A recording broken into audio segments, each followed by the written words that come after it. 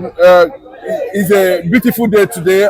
From the development we are hearing immediately after Nnamdi Kanu court section, where he insisted that the Vinta here led court have no right to try him based on Supreme Court judgment. But we are seeing, the DSS, trying to, stand on a past record they normally have with him by not allowing his lawyers, his personal lawyers, have access to him. Is that a new form of attack on him for what happened in the court, given the fact that Binta Nyako actually stepped down from that matter?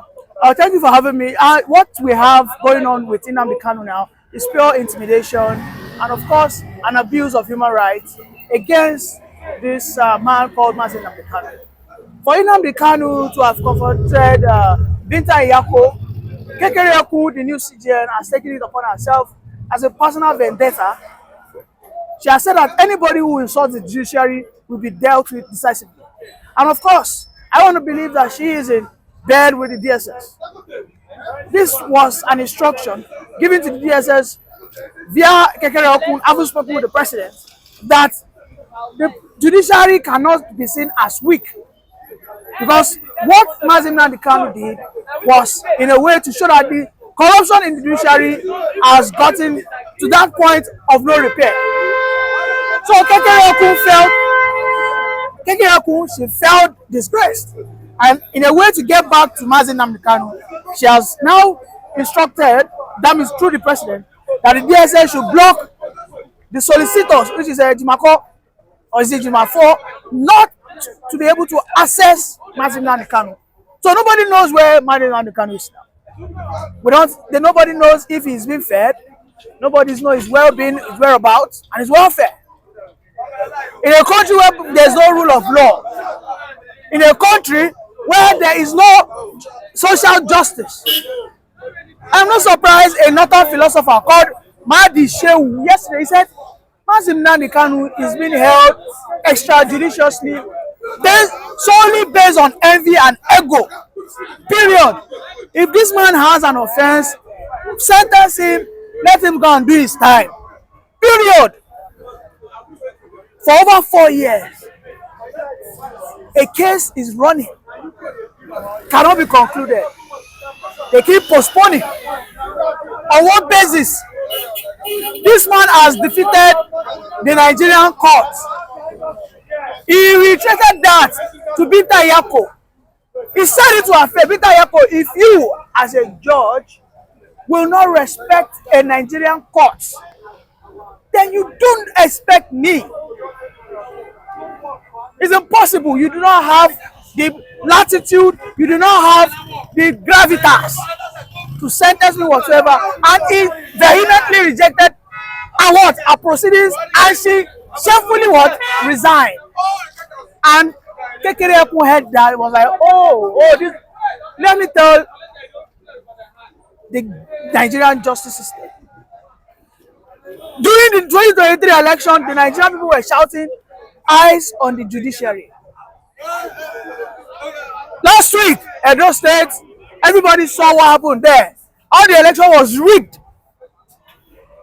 A brazen process of rigging, wherein the numbers of accreditation is less than the numbers of those that voted. Where on earth or in hell is that done? Only in Nigeria. So the eyes will be on the judiciary this side. And Nigerian people should get set that this is the same template the current president wants to play, wherein the numbers of accreditation.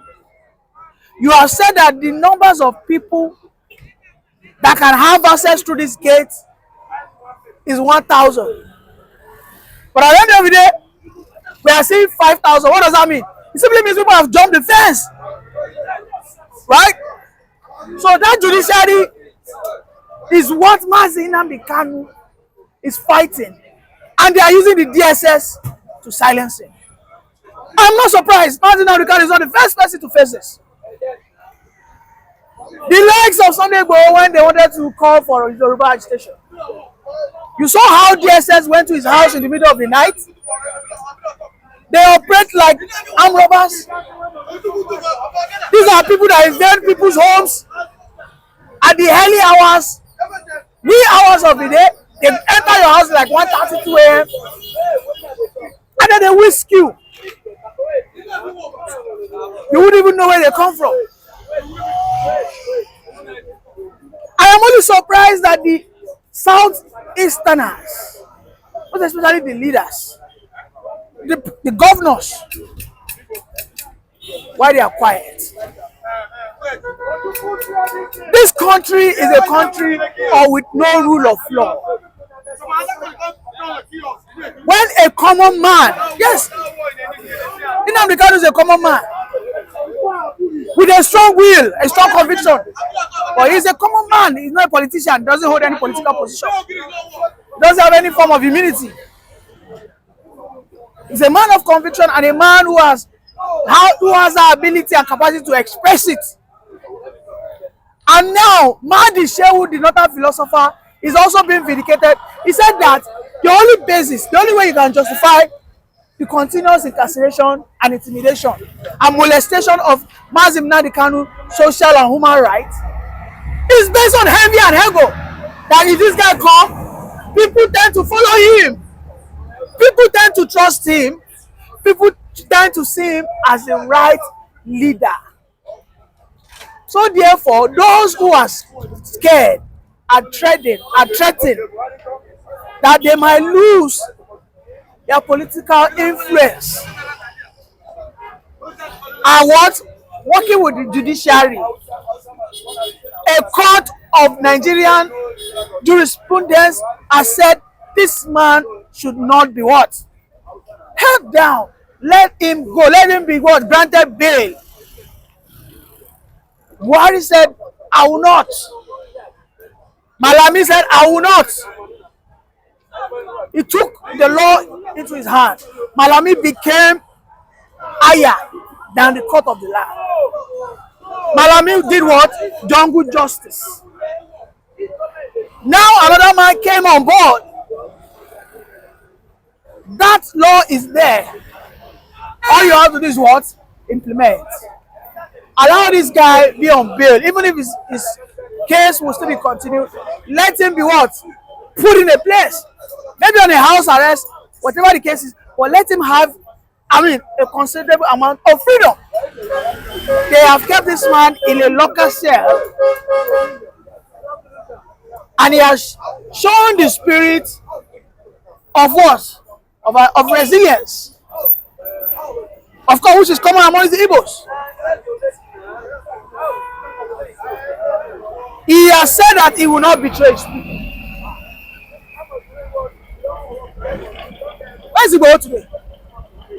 It's quiet. He has been dealt with and he's quiet. He has stopped the push for the Yoruba nation. It smells foul.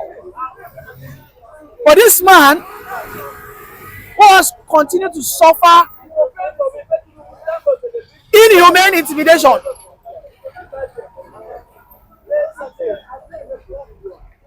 If you have to sentence him, sentence him. They are not doing that. They are using all this to intimidate this guy, passing a message to any future Mazin Nnamdi Kanu that if you think any other Mazin Nnamdi Kanu exists, these are the what? The consequences, the persecutions that you probably what? Face. So the Nigerian judicial system has been rightfully disgraced and they have been rightfully put in their place. You know, it was immediately Peter Yako was disgraced by Mazin Nnamdi Kanu. 2 days later, Very Dark Man came out.